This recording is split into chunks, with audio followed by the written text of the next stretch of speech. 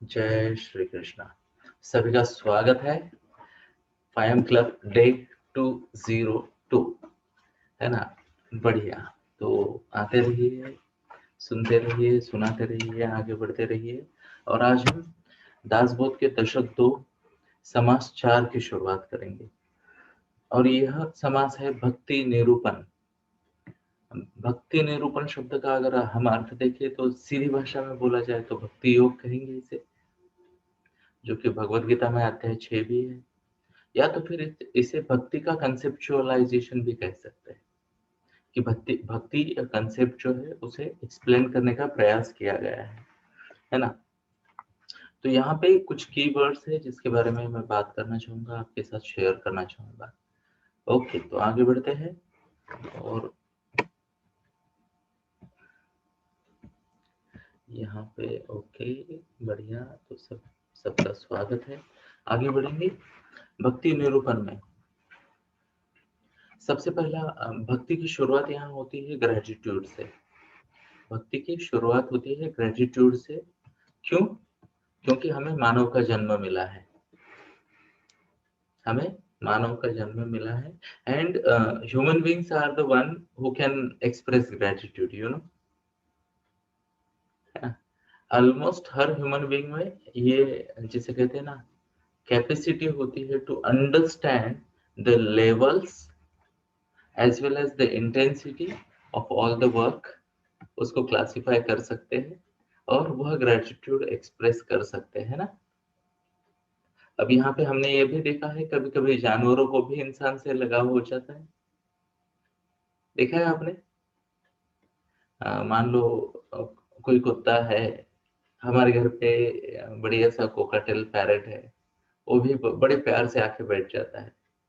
और वो पहचानता है, लोगों को पहचानता है, बच्चों को पहचानता है, बड़ों को पहचानता है, किसके पास जाना है नहीं जाना उसे पता है। थोड़ी समझ होती है। पर इंसान जो होता है ना, इंसान डेफिनेटली डेफिनेटली एक नेक्स्ट लेवल पे होता है। हम में वो क्षमता होती है कि थैंकफुल रहे, ग्रेटिट्यूड एक्सप्रेस करे, एक्सप्रेस करे अपने गुड लक को, है ना। कि अगर हम यहाँ पे सुबह सुबह 5 सवा 5 बजे मिल रहे हैं, एक दूसरे से बातें कर रहे हैं, एक्सचेंज कर रहे थॉट्स का, एनर्जी का, तो हम बहुत बहुत ज्यादा जिसे कहते हैं कि लकी है। तो यहाँ पे शुरुआत में ये कहा है कि अगर आप इंसान हो तो आप बहुत ज्यादा लकी हो। बाकी हर जीव की अपनी मर्यादाएं हैं, हर जीव की अपनी मर्यादा है ना। पेड़ तो अचल है ना। पेड़ अचल है तो उनको अपनी मर्यादाएं होती है। उसके बाद अगर आप किसी भी प्राणी मात्र के देखें तो इंसान के पास बहुत ज्यादा फ्लेक्सिबिलिटी है।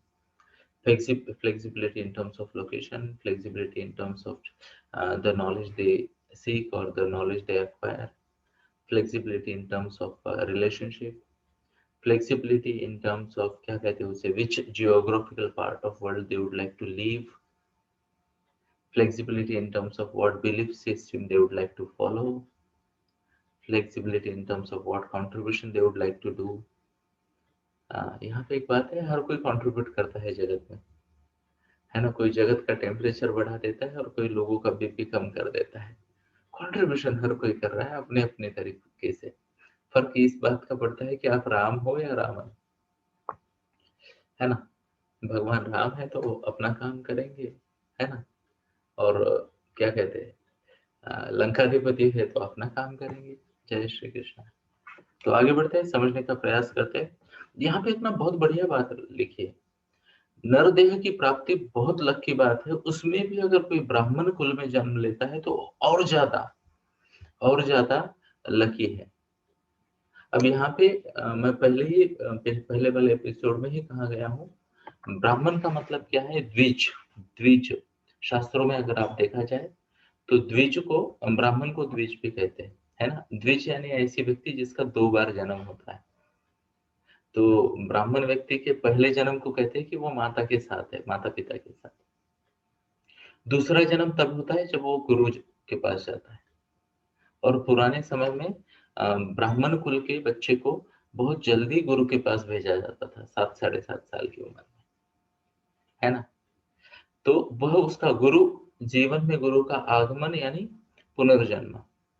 अब ब्राह्मण या ब्रह्म ये शब्द जब आते हैं तब यहाँ बात आती है कि ऐसी व्यक्ति जिसके जिसके पास बहुत सारा ज्ञान है और जो बुद्धि का उपयोग ऊंची मात्रा में करता है। तो ये मैंने आज से शायद 2 या 3 दिन पहले एक्सप्लेन किया था, आप उसे रिविजिट कर सकते हो कि चातुर्वर्ण क्या है। अगर बुद्धि होते होते हुए भी कोई केवल शरीर का उपयोग कर रहा है ना, फिजिकल हार्ड वर्क कर रहा है, तो वो शूद्र है। क्योंकि जानवर तो वही करते हैं ना। बैल को अगर मान लो जिसे कहते हैं जीवन चलाना है तो उसे हल चलाना पड़ेगा, है ना। इंसान के पास ऑप्शन है, वो खड्डे भी खोद सकता है ना, और वो मार्स पे जाके वहां के खड्डों के फोटो भी खींच सकता है ना। इंसान के पास तो जो बुद्धि का उपयोग कर बहुत ज्यादा करता है उसे ब्राह्मण कहते हैं, है ना। चातुर्वर्णम मया सृष्टम गुण कर्म विभागशा, अध्याय 4 श्लोक 13 में भगवान ने कहा है। तो जो बुद्धि का उपयोग करता है, बुद्धि का उपयोग करता है उसे ब्राह्मण कहते हैं, है ना। तो यहाँ पे बढ़िया कमेंट आया है, जो ब्रह्म को जानता है वह ब्राह्मण है। अब फिर से एक बार, ब्रह्म यानी कृपया ये करे, जो जीवन के सच को जानता है वह ब्रह्म है ना। तो इस बात को समझते हैं और आगे बढ़ते हैं। अब ब्राह्मण कुल का फायदा क्या है मैं आपको बताता हूँ, ध्यान से सुनना मेरी बात को। ये 400 साल पहले लिखा गया है ना। अभी अभी हम बात कर रहे हैं आज से 100-150 साल पहले महिलाओं के एजुकेशन की फैसिलिटी मिली, है ना, एजुकेशन संस्थाएं आई। कल ही मैं बात कर रहा था क्षितिजा बेटा के साथ रात्रि को, हम हिस्ट्री पढ़ रहे थे, है ना, इंडिया की हिस्ट्री। तो एजुकेशन फॉर ऑल ये पॉलिसी अभी अभी आई है 20 साल पहले।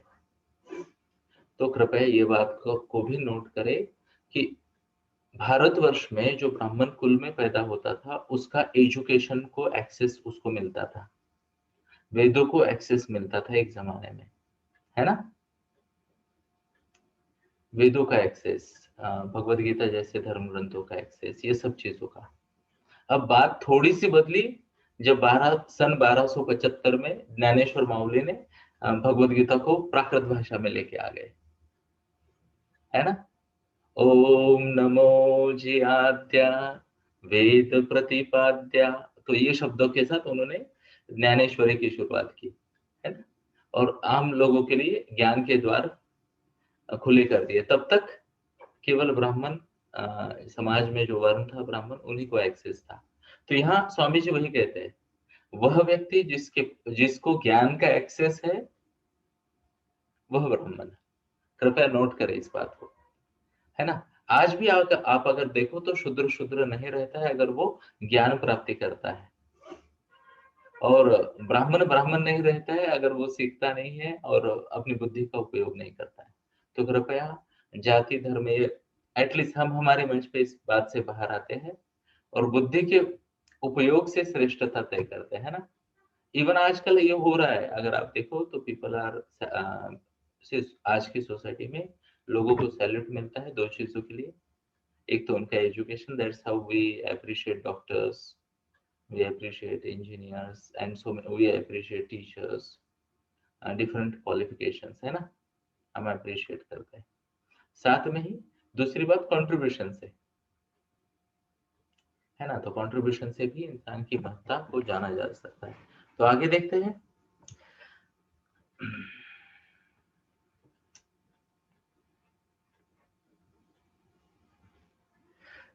अब यहाँ पे ना बहुत बढ़िया वर्ड लिखा है कि भगवत भक्ति करना ही उत्तम है, भगवत भक्ति करना ही उत्तम है, और अगर आपको संतों का साथ मिला ओके तो और भी बढ़िया, है ना।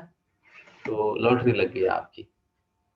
अब यहाँ पे ये क्या कहते हैं, भगवत भक्ति करो, है ना। अगर हमने दास बोध की शुरुआत में समर्थ रामदास स्वामी जी का, इनकी खुद के जीवन का चरित्र अगर हमने स्टडी किया तो हमने देखा कि पहले 12 साल वो माता पिता के साथ रहे, बचपन में रहे। उसके बाद 12 साल उन्होंने ज्ञान ग्रहण किया गोदावरी नदी के किनारे। उसके बाद वो पूरा ऑल इंडिया घूमे, उन्होंने पर्यटन किया, और उसके बाद यानी 36 साल हो गए। उसके बाद अगले 36 साल उन्होंने देश की सेवा की, समाज की सेवा की। प्लीज नोट करें इस बात को, और ये सेवा ही भक्ति थी उनकी। तो कई बार लोग ना, अब जिन्होंने ये भक्ति निरूपण लिखा है उन्होंने भक्ति कैसे की ये भी तो देखना चाहिए, है ना। क्या रामदास स्वामी बोले डू नॉट डिस्टर्ब, मैं भक्ति कर रहा हूँ, ये मेरे राम है, ये मेरे हनुमान है, 2 मंदिर मैंने बांध दिए है, बस डू नॉट डिस्टर्ब, है ना। शुरू हो गए जैसे हम करते हैं, ओम नमो भगवते वासुदेवाय, ऐसा किया उन्होंने नहीं। उन्होंने हर जगह हर गांव कोशिश की उन्होंने कि हर जगह हर गांव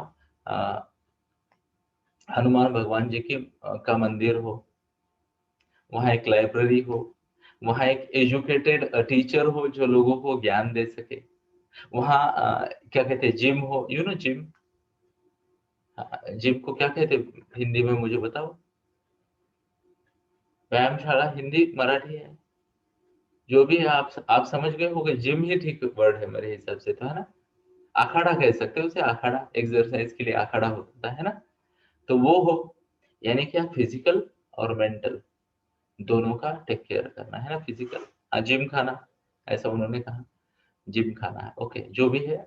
आप ज्ञानी हो, आपको सब पता चल गया, है ना, मैं तो शब्दों के प्रयोग करूंगा, ओके। तो ये बहुत इंपॉर्टेंट है, उन्होंने इस तरीके से भक्ति की, मतलब क्या है प्लीज नोट करें। कल ही मैं पढ़ रहा था, इनफैक्ट कल हम ऐसे बैठे थे कोचेस, मैं, रतीश भाई, मीनल मैम, मोनिका मैम, हम बैठे थे और सन्यास की बात चल रही थी और हमने भगवत गीता अध्याय 5 हाथ में लिया, यस, जैसे अभी मैंने हाथ में लिया है ना। तो जरा देखते हैं कि क्या हमें पता चला यहाँ पे।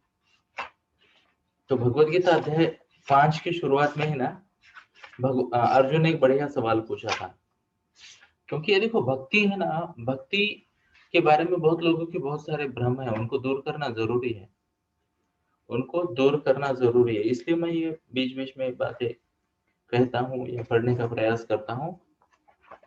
तो अर्जुन ने कहा, संन्यासम कर्म नाम कृष्ण पुनर्योगम च संससि यच्छ्रेय एतयोरेकम तन्मे ब्रूहि सुनिश्चितम।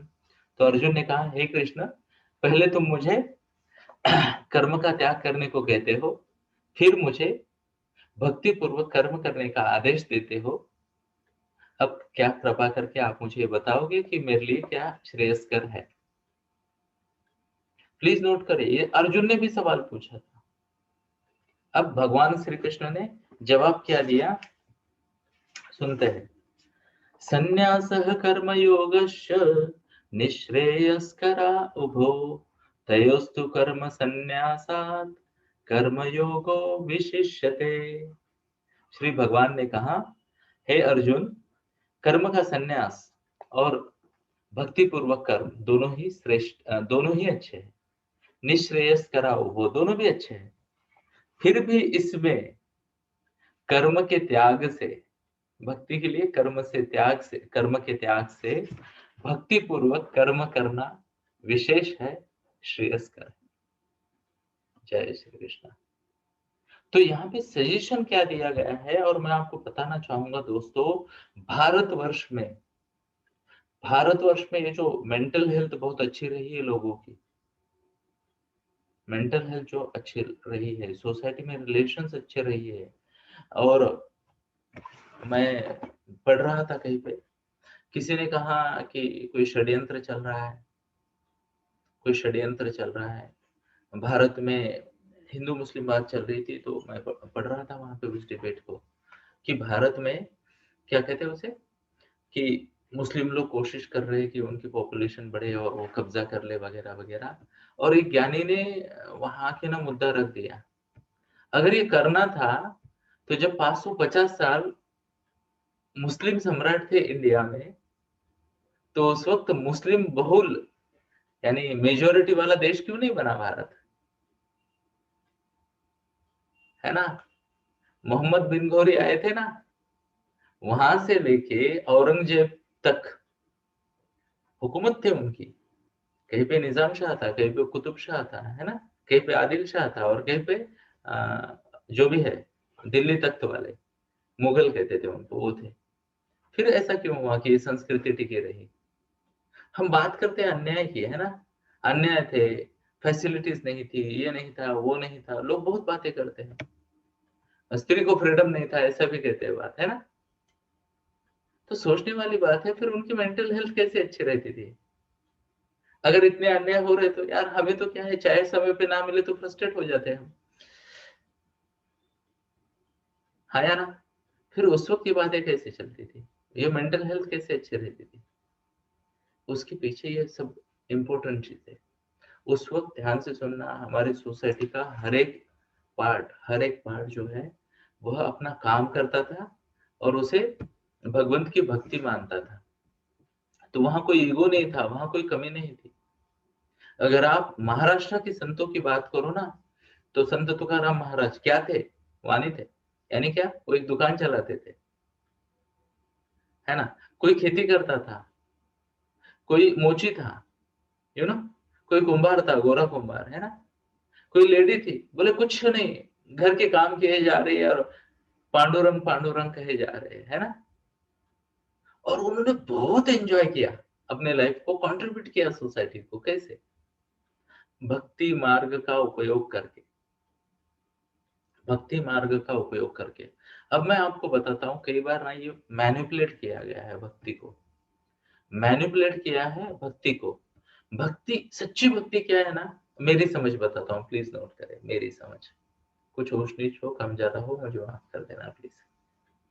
ओके, मेरी भक्ति की समझ क्या है, मैंने देखो ऑलमोस्ट 18 अलग अलग, जिसे कहते हैं ना, ग्रेट लोगों द्वारा भगवत गीता का जो ट्रांसलेशन किया गया है वो मैंने पढ़ा है, 18। मैं तो बड़ा भाग्यशाली हूँ, उन 18 में मेरी बेटी भी एक है, उसने भी लिखा था, वो भी मैंने पढ़ा, है ना। तो बड़ा भाग्यशाली हूँ मैं। और चाहे आज के लोगों की भगवत गीता हो, चाहे बाल गंगाधर तिलक जी की भगवत गीता हो, महात्मा गांधी जी की भगवत गीता हो, चाहे जिसे कहते हैं आदि शंकराचार्य जी की भगवत गीता हो, चाहे माउली की भगवत गीता हो, चाहे दास बोध हो, जब मैंने सबकी भक्ति देखी ना, तो उन्होंने क्या कहा, भक्ति सिंपल है, अपना जो भी काम है, नियत नित्य कर्म, शब्द ध्यान से सुनना, नियत नित्य कर्म, उसको पूरी इंटीग्रिटी, पूरी ईमानदारी के साथ करना है। नियत नित्य कर्म को पूरी ईमानदारी, इंटीग्रिटी के साथ करना है। और एक है, आउटकम के लिए खुद को ग्रेट नहीं बोलना है, जैसे बस क्या विराट कोहली बोले, क्या खेलता है, क्या खेलता है, अरे भाई 15 साल खेलोगे, बाद में नया विराट आ जाएगा, है ना। तेंदुलकर बोले, तेंदुलकर गॉड ऑफ क्रिकेट तो 20 साल खेले, है ना। तो जो भी आप कार्य कर रहे हो, जो भी आपका नियत नित्य कर्म है, जो भी आपकी ड्यूटी है ना, उसे पूरी सिंसियरिटी के साथ करो, लोगों के कल्याण के लिए करो। और एक है, आउटकम से खुद को जज ना करो, है ना। तो यहाँ पे जैसे मैंने कल बात की कि 10th वालों की प्रीलिम चल रही है ना, 12th वालों की भी एग्जाम आ रही है।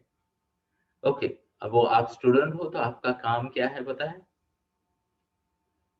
आपका क्या काम, ध्यान से सुनना। अथर्व फिर से कहना, क्या कहा आपने।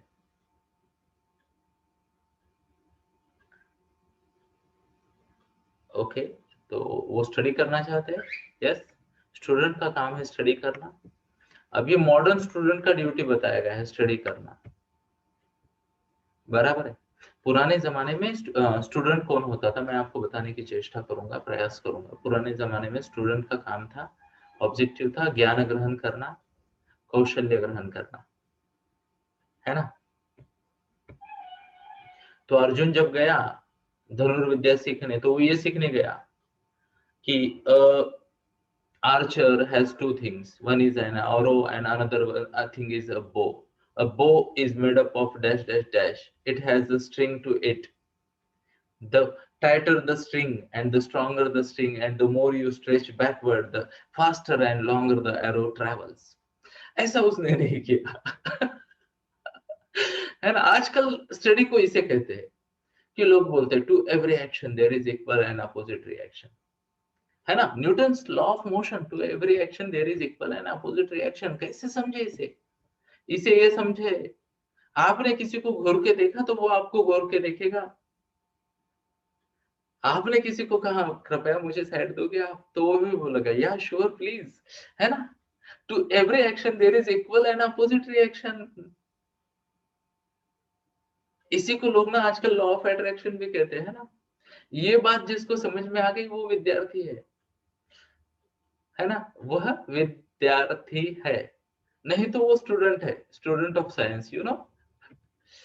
न्यूटन ने कहा to every action there is equal and opposite reaction. इसका क्या मतलब है? कुछ नहीं बोले, इसका मतलब ये है, मुझे याद रहेगा, एग्जाम में 1 मार्क पक्का। जय श्री कृष्ण। तो ऐसे नहीं होता ना दोस्तों। विद्यार्थी मतलब क्या? विद्या, विद्या अर्जन करने वाला, कोई ज्ञान, जिसे कहते हैं ना ब्रह्म। ब्रह्म और ब्राह्मण शब्द था, वो भी विद्यार्थी के लिए आता है। ब्रह्म को जानने वाला, है ना। ब्रह्म को जानने का और एक मतलब ऐसा आता है कि आपके जो जीवन में चेतना है उसको समझना, जीवन की ऊर्जा को समझना। भगवद गीता अध्याय 10 श्लोक 22 में भगवान ने ये कहा कि तुम ये सब जो जीव है इनके अंदर की चेतना मैं हूँ, ऊर्जा मैं हूँ। अब ध्यान से सुनना, इंसान के पास चॉइस है, या फिर हर इंसान के पास अलग गिफ्ट है ऊर्जा का, है ना। तो कोई अच्छा सुन सकता है, कोई अच्छा बोल सकता है, कोई अच्छे से विश्लेषण कर सकता है, कोई अच्छे से ऑब्जर्वेशन कर सकता है, ये सब गिफ्ट है। कोई बातों को समझ सकता है, कोई कंसेप्ट को आसान कर सकता है, यू नो। चाहे तो ना मैं आपको एक छोटी सी बात दिखाता हूँ मजाक के लिए। हाँ क्षितिज बेटा, परमिशन है क्या? ओके, तो मैं आपको ना दिखाता हूँ कल मैं क्या कर रहा था, जस्ट, एंड मुझे बहुत मजा आया। तो कल ऐसे ही फॉर फन में हम क्षितिजा से बात कर रहे थे, एंड मैं आपको दिखाता हूँ। चलो ज्यादा डीप में नहीं जाएंगे, बट फिर भी आपको मजा आएगा कि ऐसे भी काम मैं करता हूँ, यू नो। तो can you see a title here, Kshitija history session, और यहाँ पे एक वीडियो है, और शायद मैं इसे वीडियो को ऑन करूंगा। जय श्री कृष्ण। लेट अस सी की कसा आपण हे बघू शकतो याला। हा तो चॅप्टर आहे, ट्रान्सफॉर्म इंडिया पार्ट 1। ठीक आहे, याच्यामध्ये काय काय दिलं पहिलं तर बघा, ग्लोबलायझेशन कन्सेप्ट कळतो का? शब्द काय ग्लोबलायझेशन?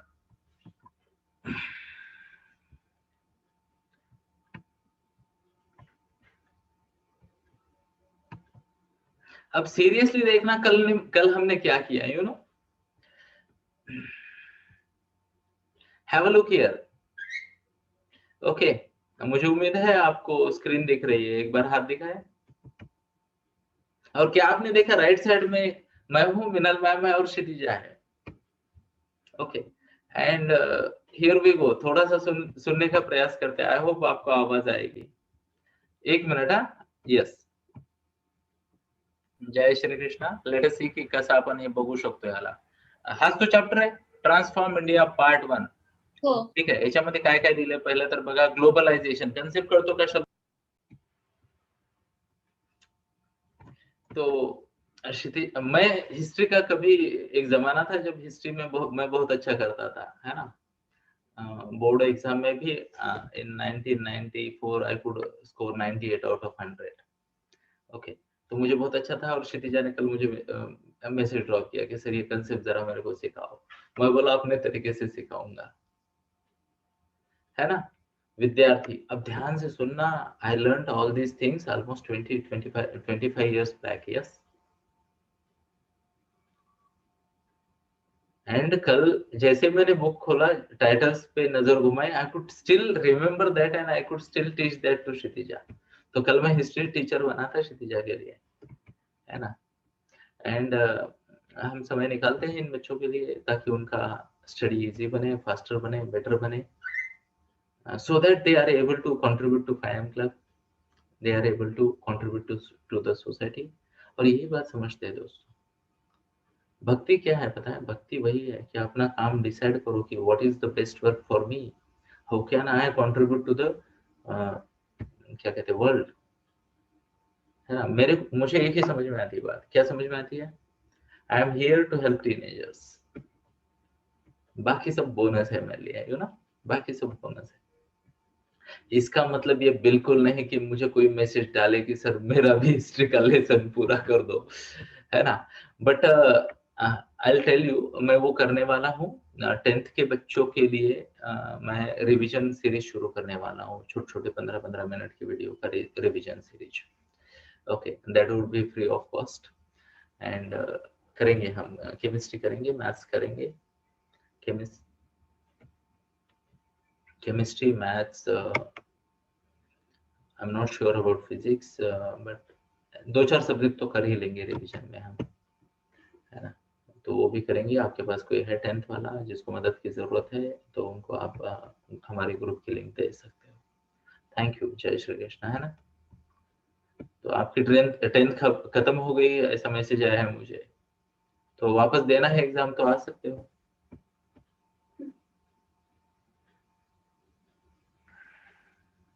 हाँ, तो मुझे पर्सनल पे मैसेज आया कि मेरी 10th खत्म हो गई है, तो मैंने बोला बैड लक। फिर भी इच्छा हो तो वापस एग्जाम देने के लिए या सीखने के लिए आ सकते हो, है ना? तो भक्ति है, आज हम ज्यादा नहीं खींचेंगे, यही पे भक्ति शब्द पे रुक जाते हैं। भक्ति मतलब क्या? भक्ति मतलब क्या कि से भगवान ने, मैं हमेशा बताता हूँ ना, परित्राणाय साधूनां विनाशाय च दुष्कृतां धर्म संस्थापनार्थाय संभवामि युगे युगे, है ना? भगवान ने क्लियरली बताया कि भगवान आते क्यों है। जगत में अच्छाई को बढ़ावा देने के लिए और बुराई का नाश करने के लिए भगवान आते हैं। अब ये रोल अगर आप प्ले कर सकते हो तो आप अर्जुन हो।